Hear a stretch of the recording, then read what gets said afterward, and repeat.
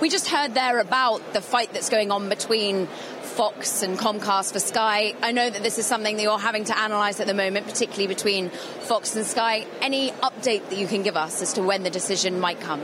It'll come very shortly. This decision is a quasi-judicial one. It's taken within a very strict set of legal rules, so I won't be saying anything before the final decision comes through, and it'll be coming through pretty shortly.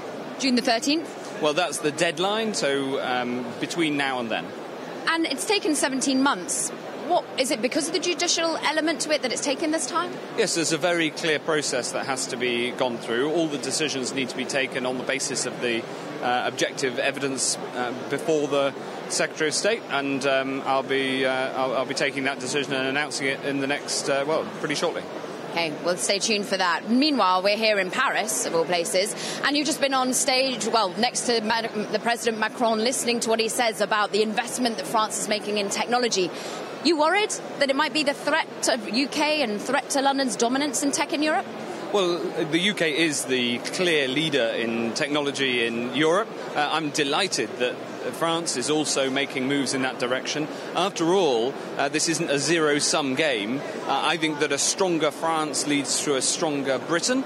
And I like the fact that the French government is so determined to open up to new technology. And I think that that's a good thing for the whole of Europe. It's a good thing for the UK. Now, of course, we must also make sure that we stay ahead, make sure that we are putting in place the environment, the ecosystem, and ever deepening the ability of British companies to start and grow, and for people to come to Britain to do that. But I welcome partnership with the French. It's good for the European ecosystem as a whole. They're investing in artificial intelligence. We're investing $1 billion in artificial intelligence. Do you not just worry that companies will up and leave and set root in Paris rather than perhaps moving from different countries to come and start their business in London? Oh, well, we want to make sure that we attract people to come and start businesses in London. And the ecosystem in London is that much richer.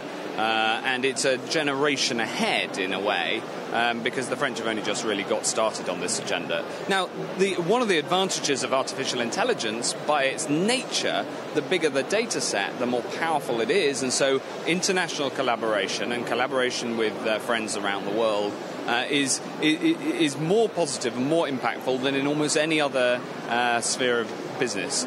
There's also the making sure that we get the ethical framework right is best done at an international level, so that the frameworks that we put in place, the rules that we put in place, are applied not just different country by country, but the standards are set across the Western world. And so working with our French colleagues, as we work with our American colleagues and others as well, is very important to get those rules right. Talking about ethical standards, it's been announced there will be legislation particularly affecting social media companies in the United Kingdom. Mark Zuckerberg is here.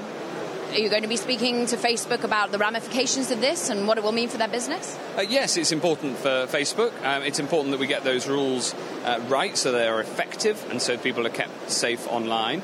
And again, I'll be talking to my international counterparts. One of President Macron's big pushes in his speech was that the political accountability, so that society as a whole makes the rules rather than the big companies themselves making the rules. That's so important. And although Facebook clearly is one of the leading social media sites, there's now quite a large number that have very, very big numbers of people on their platforms. So getting the rules of the road right so it's a level playing field is very important. Do you think tech companies get it? Increasingly. They're not all the same. Some do more than others.